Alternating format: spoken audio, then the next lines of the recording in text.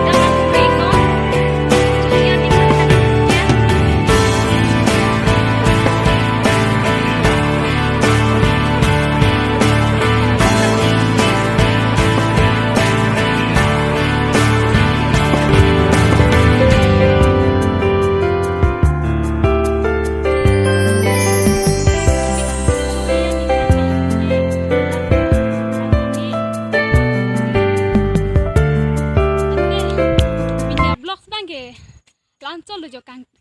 kejut lo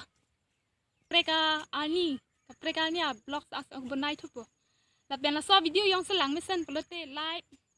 like pitha la pen ke surprise tha la pen ke comment